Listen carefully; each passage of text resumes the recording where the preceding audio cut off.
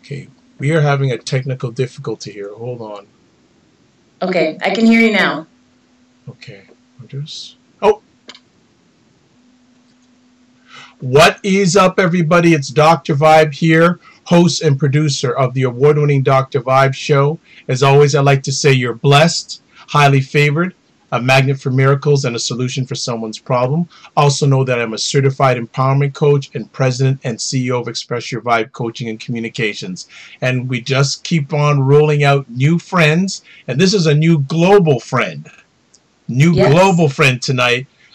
We have Lia Miller, aka Lia the World Traveler. She is a wife, mother, professional diplomat, award-winning blogger, children's book author, social inclusion and diversity advocate, do-it-yourself locked naturalista, avid reader, foodie. So I was hoping that she was sporting the locks when we go on live.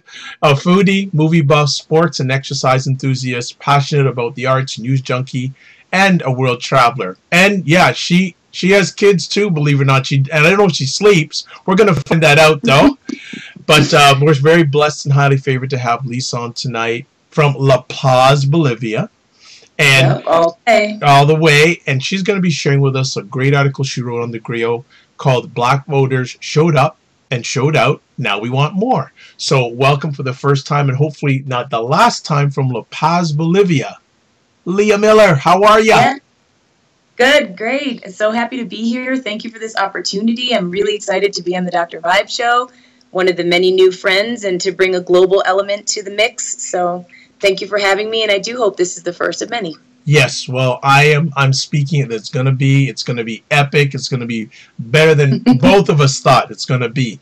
What we like to do, as always, especially with our first-time friends, is get a little background about yourself, because I don't bet you were born in La Paz, but I'm sure there's a journey between where you are now and where you came from. So can you share a little bit about that with us? Sure. So I'm actually a New Yorker. I was born in Manhattan, but I was raised in upstate New York.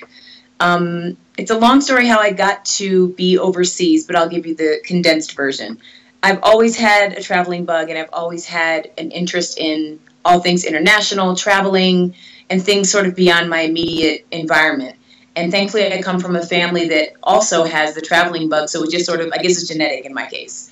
But my grandparents traveled for many years. My grandfather was a contractor for USAID. So while my mother and my aunts and uncle were growing up, they lived in different countries overseas. So it was always very natural for us. And when my grandfather left from USAID, he and my grandmother opened a travel agency of their own, and they started booking group travel, individual travel,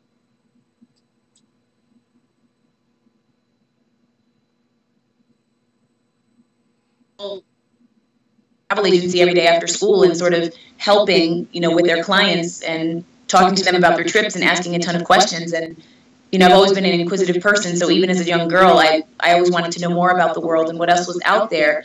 And because my grandparents really had a personal touch with many of their clients would bring back toys and dolls and books and games for me and my cousins. So we always sort of had international things in our environment, and just sort of led to me always wanting to travel, even just within the United States and to Canada, but also well beyond places that I could drive to, but places I had to fly to. And through a series of different events, college, scholarships, fellowships, I found my way to the State Department, where I am currently working as a diplomat, a foreign service officer, which is what led me to Bolivia. I'm here for work. Okay, so basically at a young age, you knew that life wasn't just going to be based in America. Yes. I always knew that, because, America will always be home. I'm American 100% through and through, but I just knew that there was more than the United States, and I wanted to see it and experience it for myself. Nice. And what was your parents' reaction seeing that you wanted to travel overseas? They were all for it, because it gave them an excuse to continue traveling. So, even though my parents had traveled a lot as youngsters themselves, my father was in the armed forces for a while, so he did some traveling, as a member of the Air Force. I gave them another opportunity to kind of renew their own passion for travel. So, of course, as parents, they don't want their kids far away. They worry and they can't be there for you immediately if something were to happen. But I think my parents understand why I have the bug, because they're the ones that helped instill it. And so I give them an excuse to travel. My father's already visited once here in Bolivia. He's coming again next month. My mom has visited me, my sisters, and my family has visited us at every country we've ever lived in.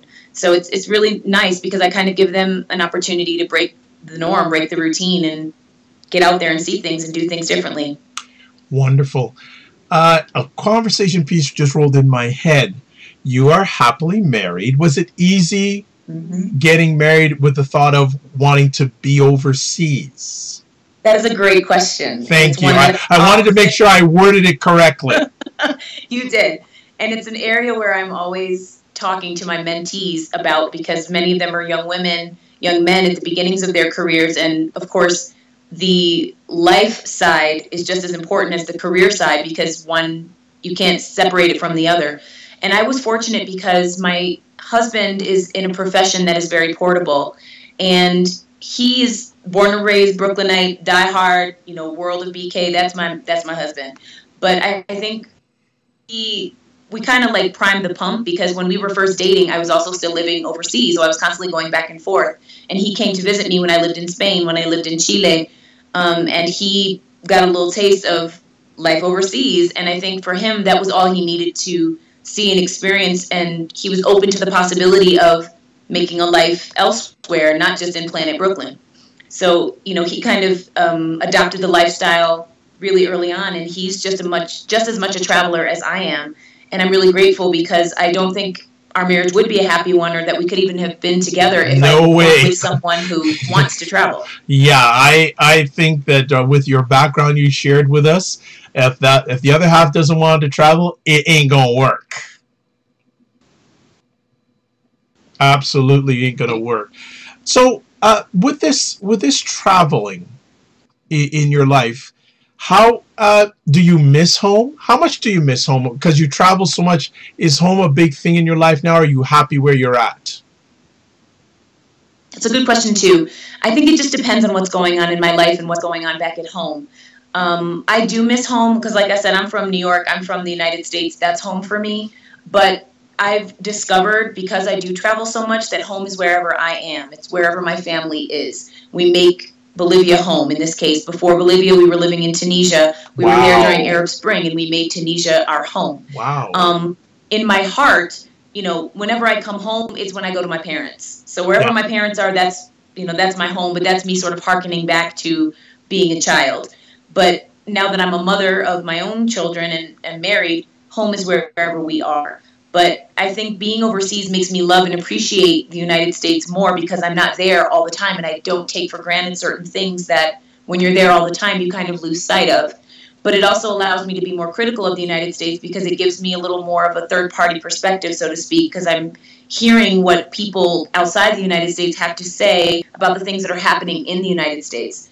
And for instance, when things like Ferguson, police brutality, black men being murdered at the hands of police, when those things are happening, I really miss being at home, because I feel like I'm not in a position to be involved. I'm not in a position to be active or to support the movement that's seeking justice or seeking equal treatment under the law. And that's really hard for me, especially as a mother raising a little black boy. I want to feel like I'm doing my part to make things better, or at a minimum make them equal for him when he's a grown man, and he may choose to stay in the United States or stay in Canada or stay in one place and not be a traveler like his mom. So for me, it makes it a little challenging when things are happening and I feel like I can't be involved, which is what led me to writing, because that's how I lend my voice to things that are happening. Well, and you're reading my mind and my heart here. I was going to ask, how did the writing journey begin for you?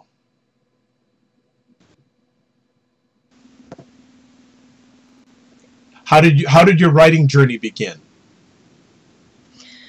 My writing journey began a long time ago, because I've always been kind of an artsy person involved in music. I sing, I've acted, and I like to write songs and poetry. So I've been doing those things since I was a small person, a young child.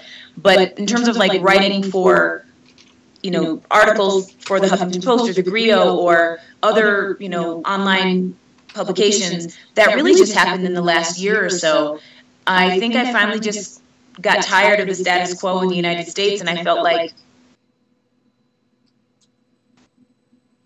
else's, so why don't I just throw it into the mix and see what happens? And so I started writing about, socio-political and contemporary issues that were happening in the African American community and the African diaspora, but also just talking about being a mom and a wife living and working overseas, and what does that look like, and how do you instill values in your child that is harder to do when you're overseas. Like, for instance, how can I ensure that my children understand their own Blackness and they have a sense of self and their own self-identity when I'm not in a community that reflects what they look like? There are really no other Black families here in my job, except for one other family, and their child is a baby. So it's really difficult for me to have other role models and representatives that my children can see so they can recognize themselves. And so I write a lot about that because it's an area that I struggle with as a parent, living overseas in an environment where there aren't that many people in the African diaspora here.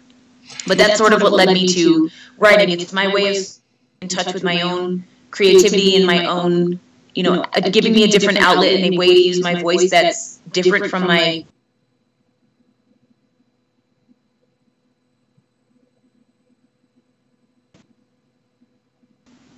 Okay. I know that social justice is part of your core. How did that become part of your core? Were your parents social justice advocates, or was that something that you picked up on your own? Something that I picked up on my own. My background is a bit interesting in the sense that I'm biracial. My mother's actually Caucasian American, she's white, and my biological father, which is where I get my Blackness from, is not even American, he's actually from South America. So for me, I grew up in pretty much a predominantly white neighborhood, a predominantly white, school, family. So they did their best to protect me and to help me understand who I was on my terms, and they exposed me to, diverse friends, diverse cultures, and all kinds of things. And as I said, national, so they understand social inclusion and diversity at its core, but they can never truly understand my experience or the experience that I have as a Black woman. So even though I'm biracial, I consider myself Black. Society sees me as Black. They treat me as a Black woman, and I consider myself Black. To educate myself, because there's certain things that my family just can't teach me, is I decided to study African American studies as one of my majors in college. And so through that, it kind of led me to political activism, social justice issues, social inclusion and diversity, seeking equality, not only for African Americans and people of color, but also for women, closing the gender wage gap. All of these issues are things that are near and dear to my heart. And, I've been on that train since, I would say, undergrad, high school. Great. So, and what are your parents' thoughts about your social activism? They like it. I think it makes them proud because I'm very different than my parents in the sense that my mom is highly intelligent, but also much more introverted compared to me. And I think that she has very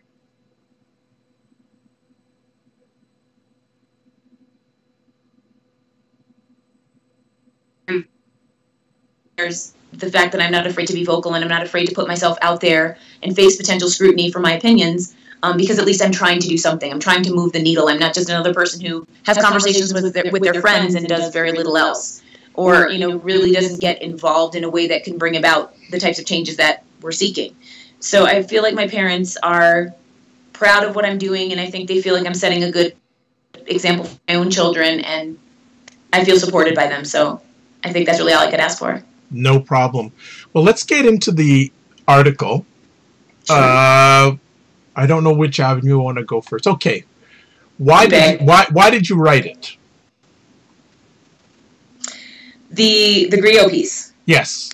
I wrote it because what we saw happening in that Senate race was nothing short of amazing. But on the other hand, I kind of feel like I'm not surprised at all because the Black electorate and Black women in particular have always shown up in force. We always show up in droves when it comes to issues that really matter, when it comes to making sure that the people that are people who we actually have our best interests at heart. Now, unfortunately, that doesn't always end up being the case, but we're not going to allow somebody who we know clearly has no interest in our agenda at all to come into power and just maintain the status quo. At a minimum, we're always going to vote on the side of optimism and vote on the side of the person who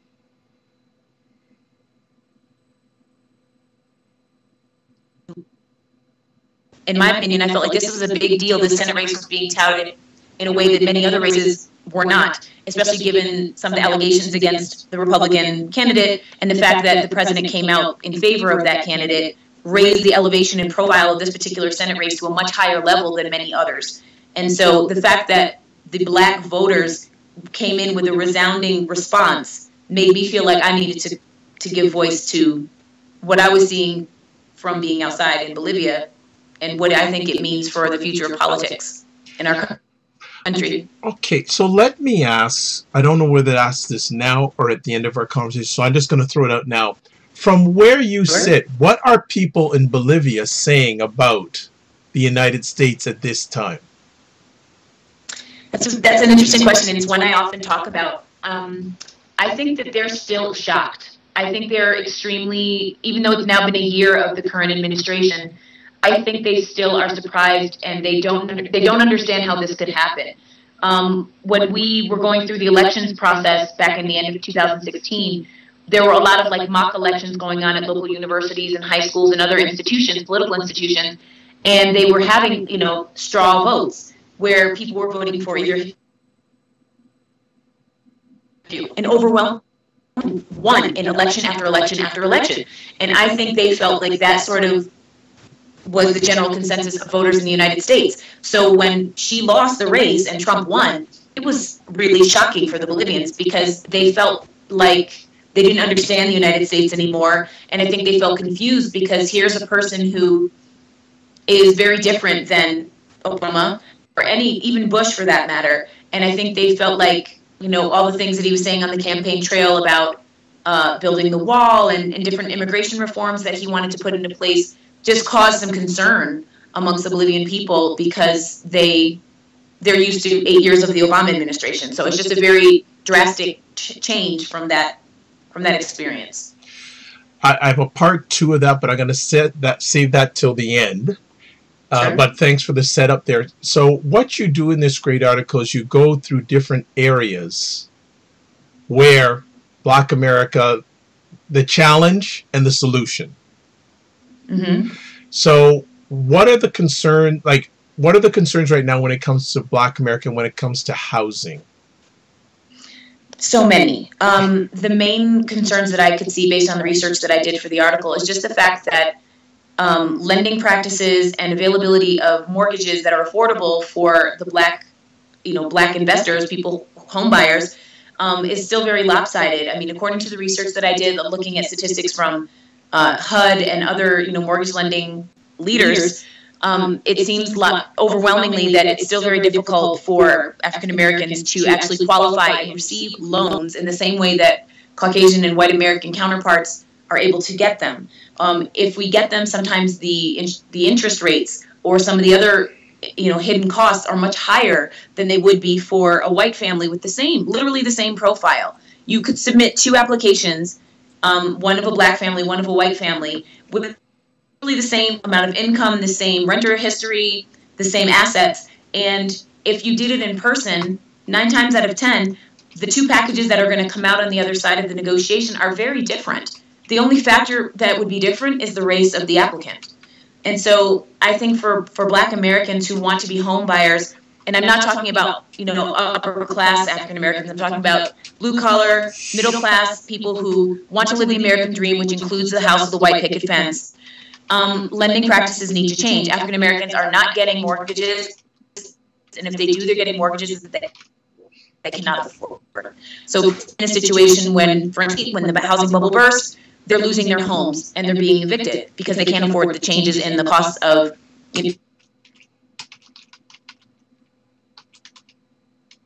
Okay. And what solution? Oh, go ahead. Need to pay more attention to make sure that lending practices are the same.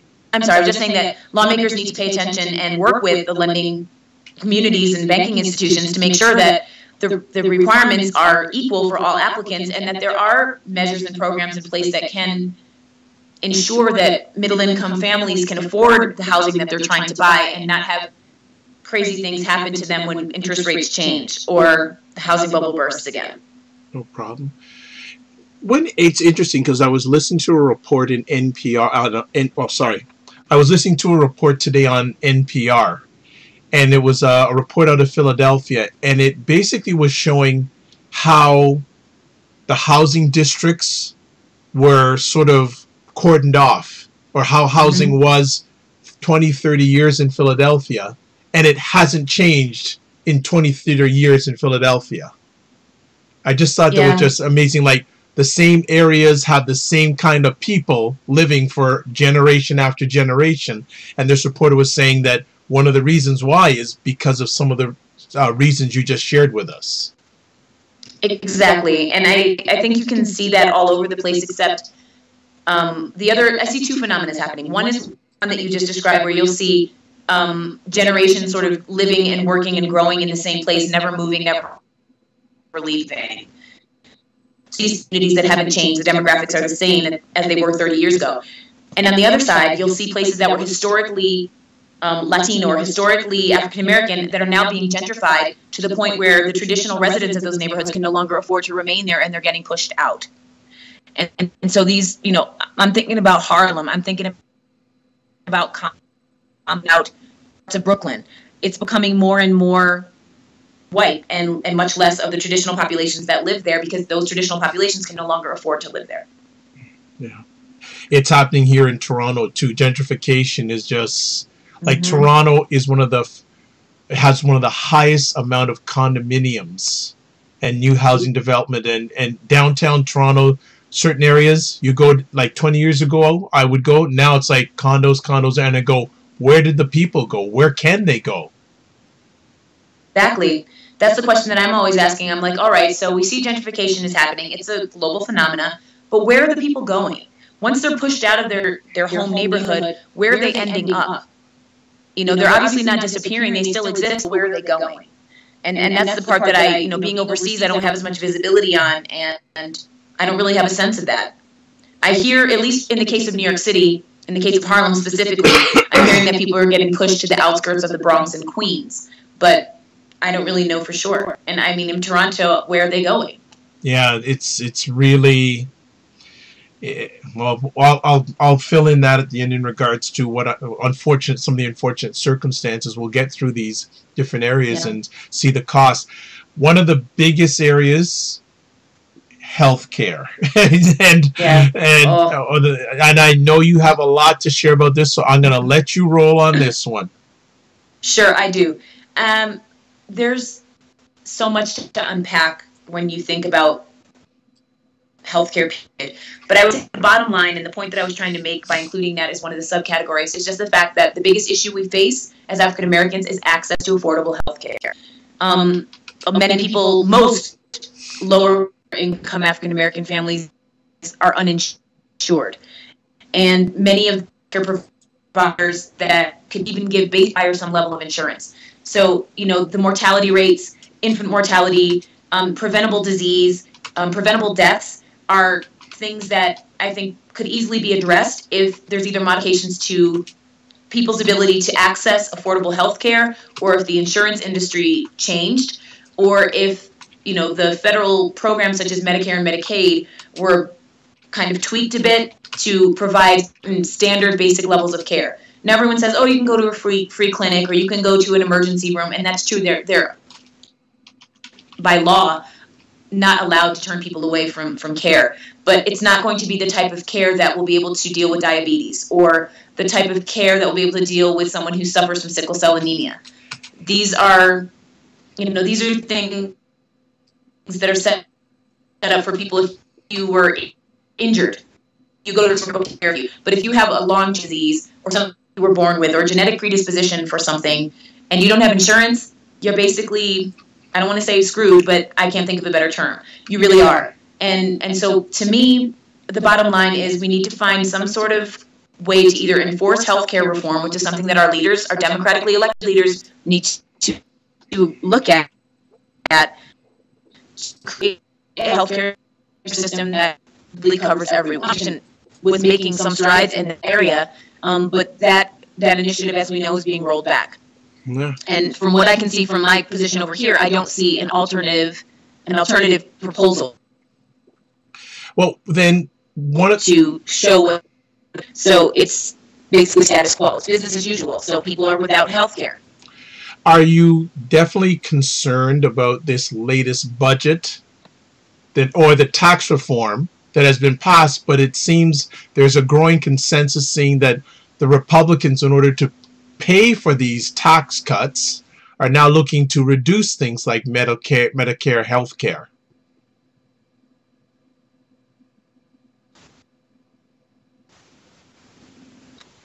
I only heard part of the question. Okay, I'll come back. No, I'll saying it is concerning. I can okay, you can repeat. I can repeat. Then, from what you just shared with us, you must be very concerned about the growing concern that the Republicans in America who voted through a tax cut are now looking, many of them are saying we've got to find a way to pay for this, and some of them are saying we've got to reduce entitlements such as health care. Yes, I mean, politics aside, it is concerning just because even as things stand, there are many people, millions of people that are uninsured or underinsured. And if the initiative on the table is to further roll that back,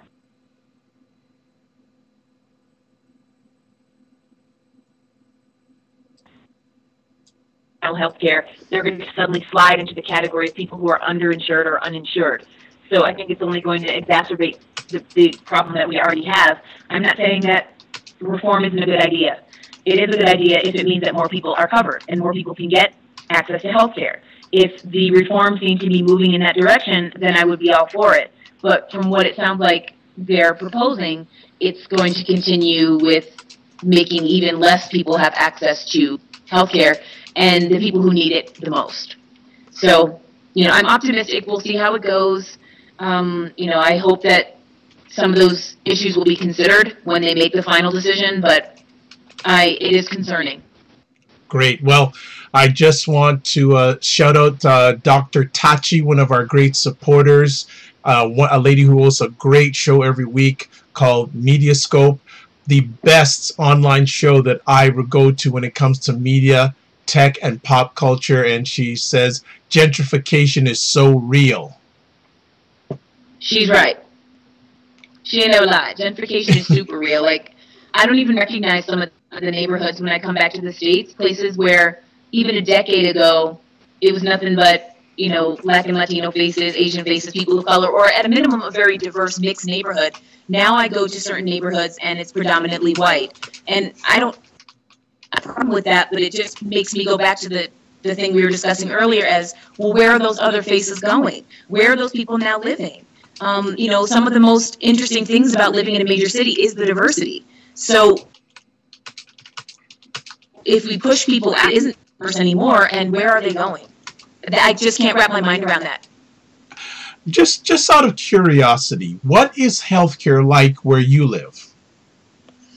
Well, it isn't the greatest here either. I think healthcare in general is not only a problem that the United States faces, it's a global one.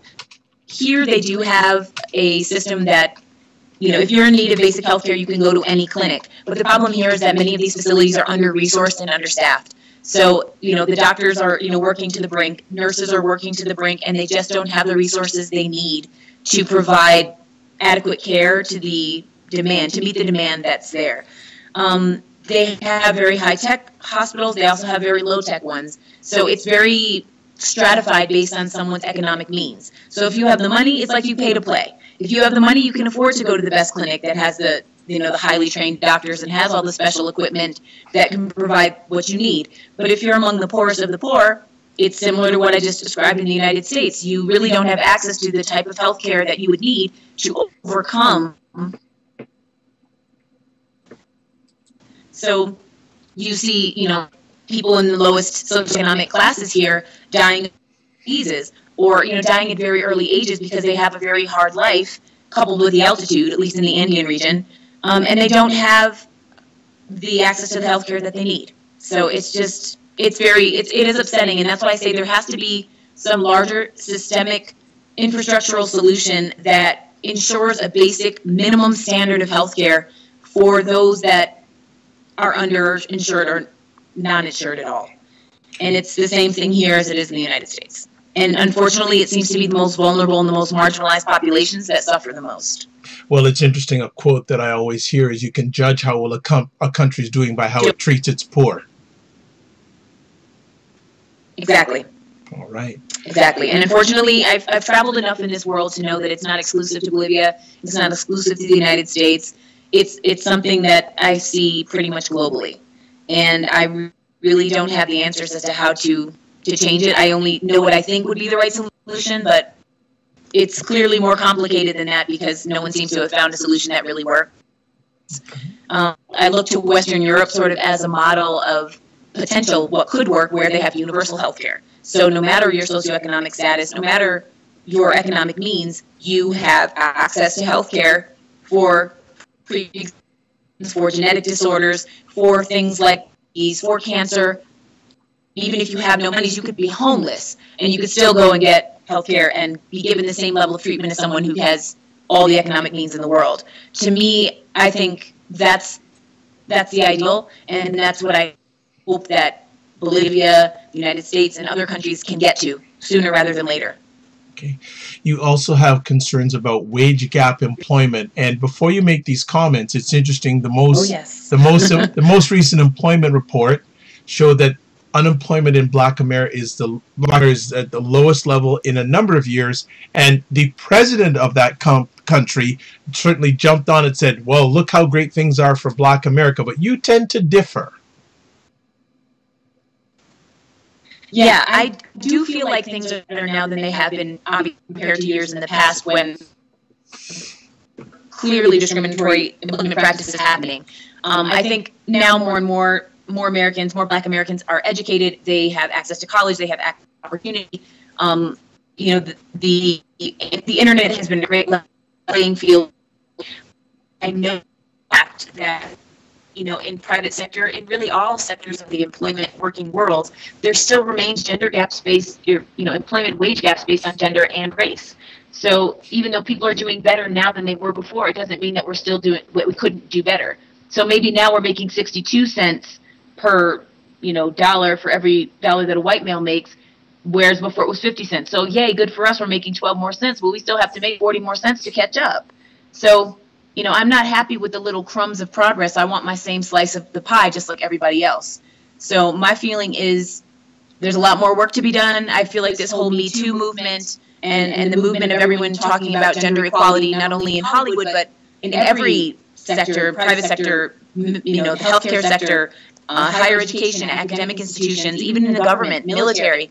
I think this is like a watershed moment for women and sort of getting our comeuppance, and that includes women of color. So I'm hoping that, this isn't going to just sort of peak and then disappear. I hope that this is an ongoing conversation, an ongoing dialogue that will lead to real and tangible changes.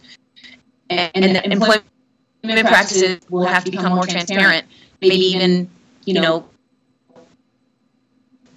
or non-biased. I mean, I remember seeing video going around on the internet about how many symphonic orchestras were not choosing female musicians. They started doing blind auditions. And the numbers of female musicians that were being brought into these orchestras jumped exponentially because they could not see who the musician was, and they just did it based on what they heard. But for whatever reason, when they were watching the musicians play and they saw that it was a female, they really couldn't hear the talent. And so it's kind of scary and a little bit astounding to see, that change based on a blind audition. So it makes me wonder, well, what if they did blind interviews, even though you can kind of tell from people's voices, but not always what gender they are. But I wonder, if there's different ways we can go about the hiring practices or the hiring process to make sure that everyone gets a fair shake and they get paid the same thing for the same work. As a Black American living outside of America for now a number of years, what are the biggest concerns? I don't know if you're talking. I can't hear you. Sorry about that. So as a Black woman that's living outside of America, a Black American woman living outside of America for many years, what are your biggest concerns about Black America or for Black America at this time? I think my biggest concerns from the outside looking in are that while we still have a lot of political activism and we have many people who are still out there fighting the good fight, I think we've become too complacent and we're happy with the liberty that's been given. But I still see so much work that we need to do and so many areas where things could improve. Well, why do you feel the complacency has grown?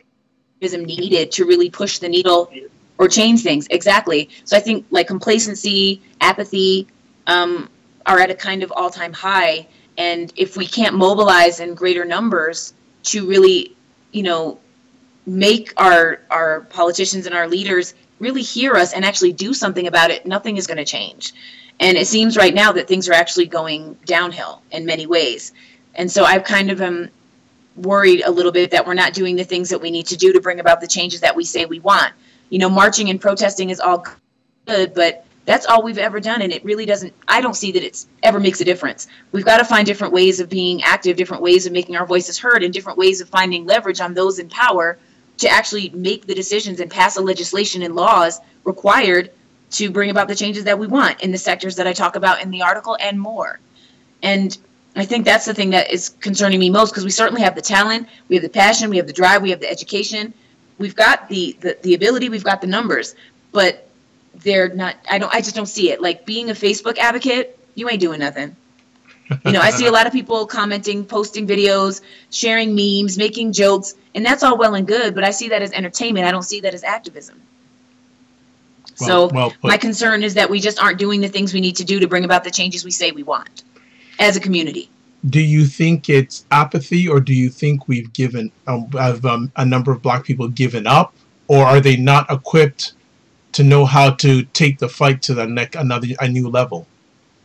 I feel like it's a little bit of all of the above. Because I mean, we only have to look like one generation prior to ours to see, women not being given opportunities to manage, Black people being relegated to subservient and support roles. And now you look at today's generation, we have Black CEOs, Black presidents of colleges, NFL team owners. So we're definitely making it here and there, but I think what happens is one or two will make it, and then we feel like, oh, it's fine. We broke into that. We bothered some of these other existing issues that remain. And so I just feel like it's a little bit of all of it. I do think that we are equipped for bringing about certain change, but I do still feel like there are segments of the Black population that need more preparation, more opportunity to be able to be in a position to sort of own their own, and other ways of fighting for the changes that they want. I do think a lot of people are complacent because, maybe this generation was the first generation to go to college. And so because the last generation didn't go to college, they see that success as enough. And in some cases it is. But I feel like now it's incumbent upon that person who did go to college to make things better for the generation that follows them. So I feel like each generation needs to do something that leaves the next generation in a better place. And so my fear is that that's not happening enough. Interesting conversation piece. Are you happy you're not living in America right now? Yes. Wow. I am. For many reasons, some of which I really can't. No, it's understood. Understood. Because of my. Yeah. I understand. But the main reason there are many reasons. Like the main reason, even before the elections, before all of the changes, all the things that were happening with police brutality and the murder of innocent people of color at the hands of police, unwarranted traffic stops, unfair, justice, sentencing for similar crimes. You have one white person in jail for only a couple of months for a crime, and then you have a Black person in jail for 10 years for the same crime. Just issues like that made me feel like, I need a break. I need to be away from it. It was getting to be too much. And like I said, I'm raising a little Black boy and a little Black girl, and I worry about them every day. What kind of a world are we leaving them? What kind of place will the United States be a decade from now when my son enters young adulthood? And so for me, I kind of wanted to be in a place where I didn't really have to think about those issues every day. So even though I stick out here, overseas as a Black woman, because I don't see many people who look like me, I don't deal with the same issues here that I would be dealing with if I were back there, because I consider myself to be an activist, because I consider myself to be a social justice proponent. I do get immersed in these issues, and it can weigh on you at times. So right now, in terms of like self-care, self-maintenance, a little break, a little breather has been really therapeutic and wonderful for me. And so now I feel like when I come back, I'll be renewed, recharged, and restored, and in a position to do more again.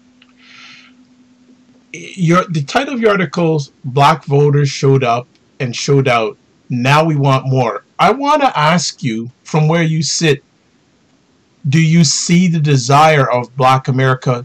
Are they showing the actions like they want more? Because they're there at the ballot box for that election, but are you seeing things or seeing or reading things on, what's the word, on the battleground, that they're showing movement on the background that they want more? It's a good question, and it's really hard to say because my visibility is, I feel like I kind of have like the bird's eye view. Right.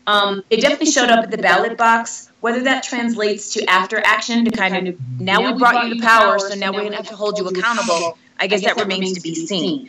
I do feel like there's a movement right now to make sure that there's going to be a diverse Senate staff, working for, now the candidate who was elected.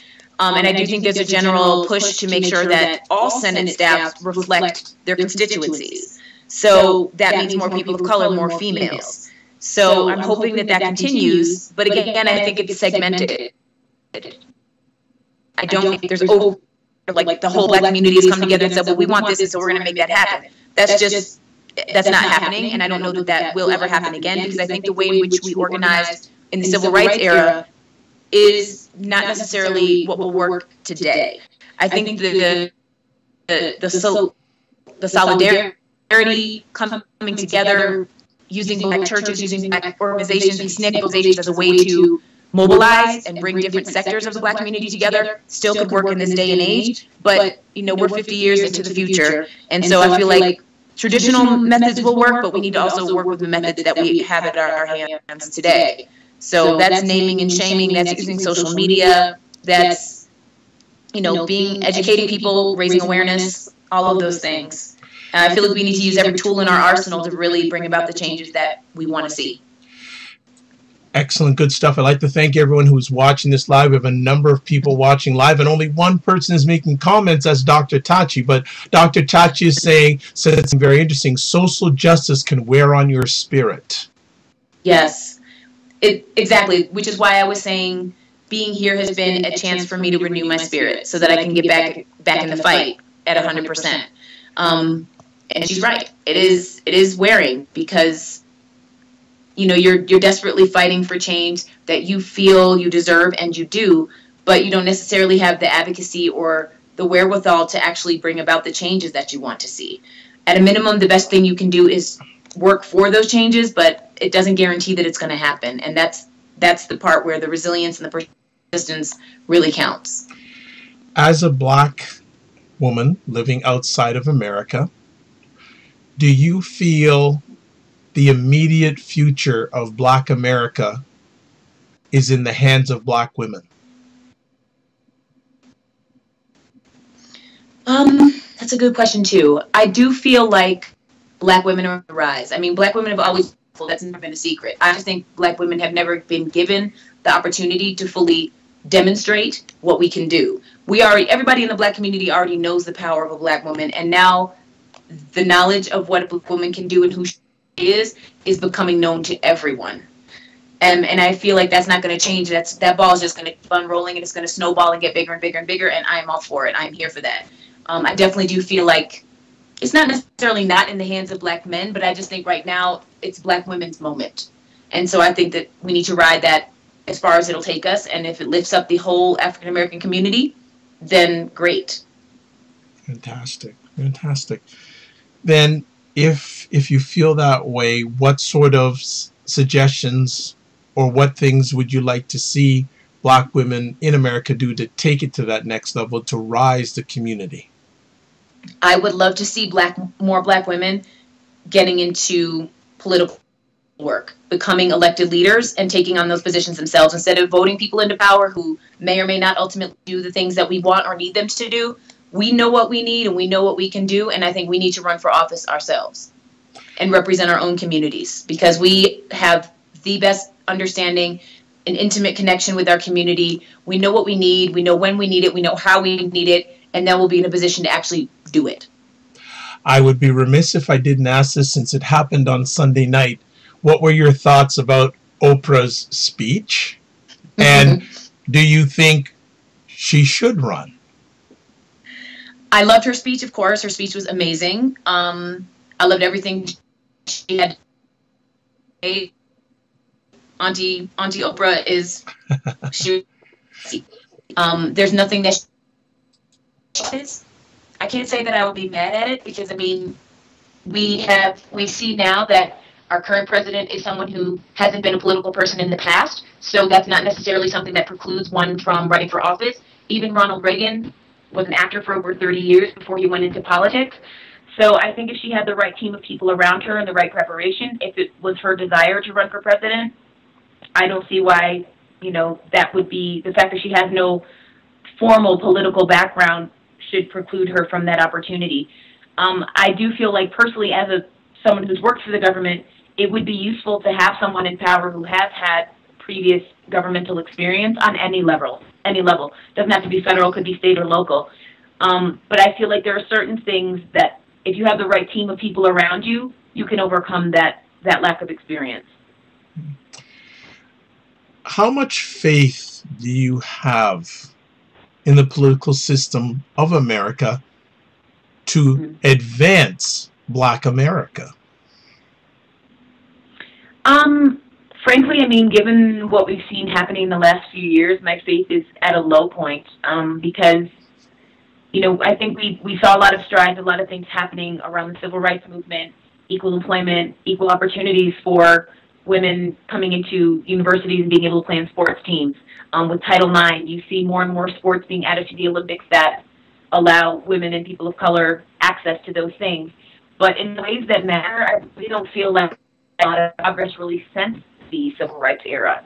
And I really don't know why that's the case. I think, like I said before, it's a general sense of apathy, it's a general sense of complacency, like, well, we've given you this, so that should be enough. Now we're all in the same, you know, the playing field is now level.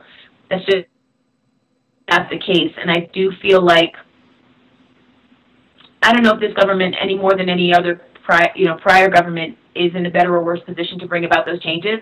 But, you know, based on the last several years, my faith is really not that high. I don't feel confident that all of a sudden the Black community will suddenly be taken care of, because we saw even under the Obama administration that many issues went to the Black community, and all communities of color were never really fully addressed, or they were never able to kind of move things in a way, legislatively or, you know, or through resources to really bring about the types of changes we need to see for systemic and generational change. So, you know, I'm optimistic, so I try to remain positive as much as possible that, you know, with the right people in power at all levels of government, then eventually those changes can take place, which is why I'm encouraging Black women, people in general, people of color, to run for political office. But until we start having more diverse representation in government at all levels, I really don't think change is going to happen rapidly. So I know it's negative, but no. It's you're being honest with our audience, and appreciate that. And people are consistently watching, so they're listening to what you're saying and appreciating what you're sharing with us. How much do you feel Black America's future will be decided on self-empowerment instead of relying on the system? I feel a lot of it at this particular juncture in time. I think that's what I was saying before, my concerns about the Black community, finding ways to mobilize in a real way to bring about changes. I think it's going to come from us. Right now, the changes that we want to see, we have to be them. As cliche as it sounds, it's the truth. I think the government is preoccupied right now with other issues, equally important, equally pressing, equally time-consuming. So if we've got issues that we need to deal with right now, we've got to take the first initial steps to get the ball rolling to make those changes. Do you think in our lifetime we'll ever see America really sit down and talk about the issue of race? Man. Being optimistic, I want to say yes. But I think race is still such a touchy subject to states that we talk around race, never talk about it in a direct way. I think that there are certain pockets where it does happen in universities, campuses, institutions, nonprofits that deal with sort of socioeconomic, sociological issues that with race, ethnicity, you know, socioeconomic background. But in terms of on a national or, where you see on panels, media, talking. I want to say it'll happen in my lifetime because I'm not that old. I think it's going to happen in the next 10 or 20 years, even the next 30 years. Like in a real way, like having a national dialogue about race. I hope that I'm wrong, but I really don't see it happening. I just think it's just too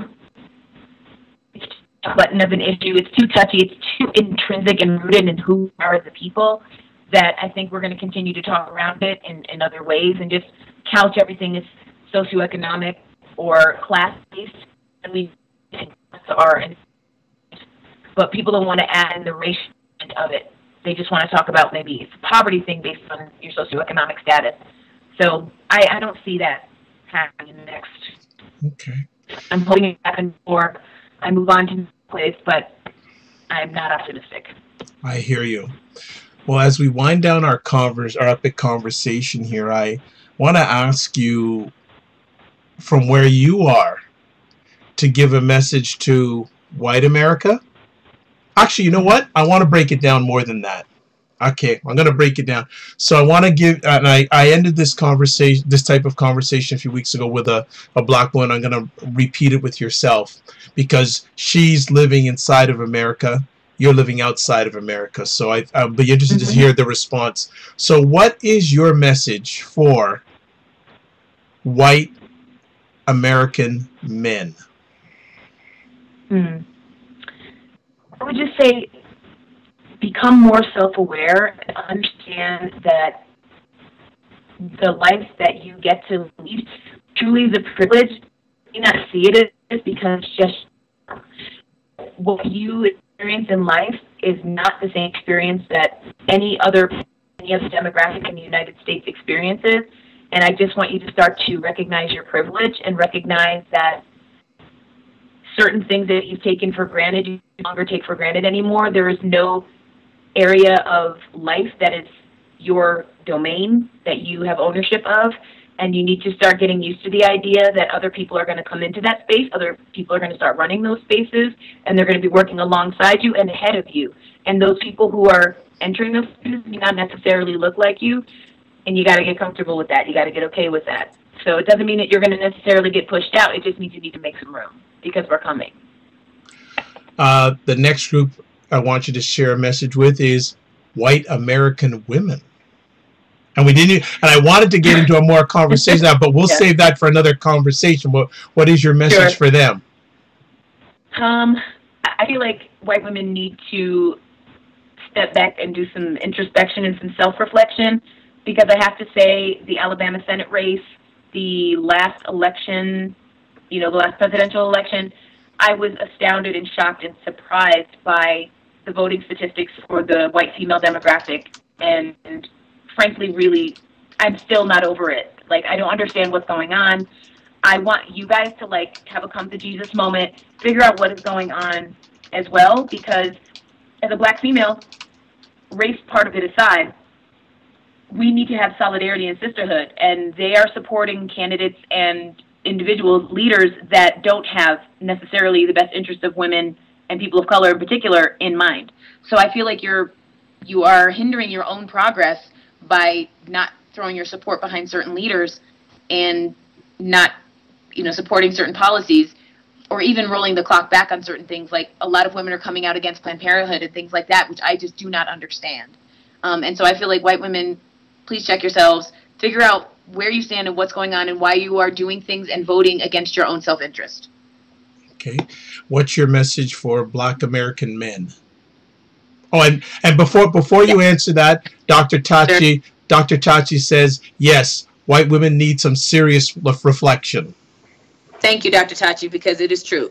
And I'm saying this as a half white woman myself, and I've had this conversation with my white mama, my sisters, my whole family, and they agree they don't know what the heck is going on with white women and the white electorate, and I really need to understand, because I do not understand what they're doing, how they're voting, any of those things. Okay. Now to black American men. Black American men. Gosh, there's so many things I want to say to you. But I would say the main thing is just keep trying to elevate, keep rising, keep trying to lead, be fathers to your children, pursue the dreams that you have always wanted to pursue. There's nothing holding you back.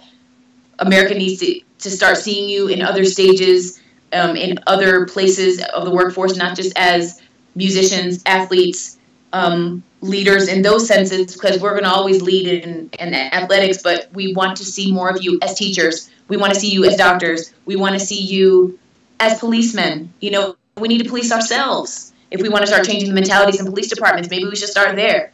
But we need to see you. We need you. We need you to be the centers of our family. We need you to be prominent in our communities. Please don't step back, step forward. I like that. Don't step back, step forward. That's powerful. And finally, we leave the queens to last, Black American women. Yes, my sisters. All I can say is keep doing it. Keep rising, keep shining, keep leading, keep showing them who we are, keep showing them what we can do. This is our moment, so we need to grab it.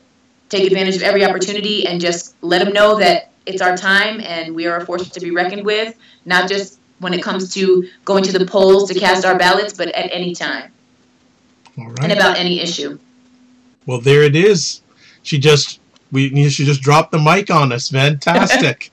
Well, you know what? You don't try, you do. Don't get good, get done. That's what I say to people. Exactly. Get done. Well, Lia, I like to thank you for taking time out of your positive, productive schedule from, like, back in the day they used to, and I think that Dr. Tachi can relate to this. There was a show called In Living Color, and there was a family. Oh, I love that show. And there was a family called the Headleys that had 6 jobs. Well, you got about 16 jobs from your description. So yes, I do. Yes. I have 16 jobs. Yes, so I like to say thank you so much for taking time from yourself, your family, your professional career, your 16 jobs to share with us tonight. It's appreciated, not taken for granted. Love it from La Paz, Bolivia.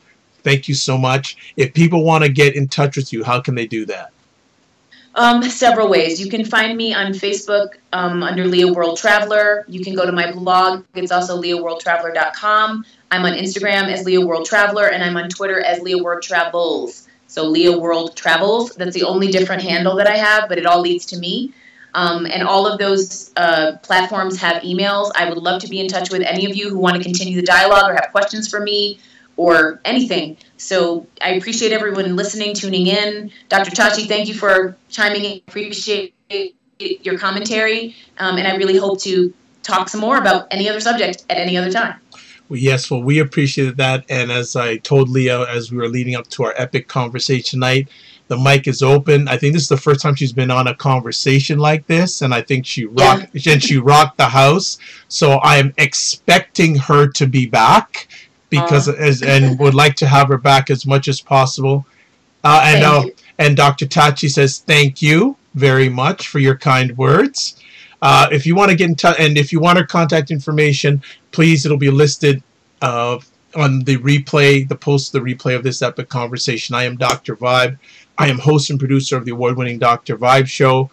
If you want to watch replays of my YouTube conversations, you're at the right place. If you want to listen to audio replays of my epic conversations, you go to my website, drvibeshow.com. You can also go to Apple Podcasts, iHeartRadio, TuneIn Radio, Stitcher Radio, Google Play Music Store, and TuneIn Radio. Also, I have selected audio replays at thegoodmenproject.com and also at wjmsradio.com out of New York. Please note I'm also a certified empowerment coach. If you'd like to set up an complimentary empowerment coaching session with me, please touch base with me at Twitter at drvibeshow, email address dr@drvibeshow.com. Also, you can go to my website, click on the top, contact Dr. Vibe. We can make arrangements there. I'm also a brand ambassador for the only online magazine dedicated to African Americans in food, wine, and travel. That's called Cuisine Noir Magazine. The website address is cuisinenoirmag.com. I'm also provide a service called Getting Media Coverage. So if you're a business or entrepreneur and you want to get your business or service promoted to the media, please touch base with me, because what I do is I help elevate your business by getting media coverage and media promotion. Finally, if you want to know something new is happening, we're broadcasting this live on Thursday, July 11th. Well, Now on Friday mornings at 7:25 Eastern Time, you can hear Dr. Vibe live on WURD out of Philadelphia, Pennsylvania's only live station that is owned by blacks, that they broadcast AM, FM, and online. And I'm on every Friday morning as part of a segment called The Week That Was, with myself and also Christopher Flood, the drummer Norris, who hosts their 7 to 10 a.m. programming Monday to Friday. And what we do is recap stories in the news. And I'm sure one of the stories we'll be talking about tomorrow morning is H&M, and also another one, Oprah. We wouldn't even get to H&M, so we're going to cover those. Another day. Yes, we're going to cover those tomorrow morning. So please check it out. And probably starting at next month, I'll be on another day of the week. So I'll be on twice, broadcasting digitally out of Philadelphia. So 3 last things I'd like to say. Remember, oh, Dr. Tachi says, "Oh Lord."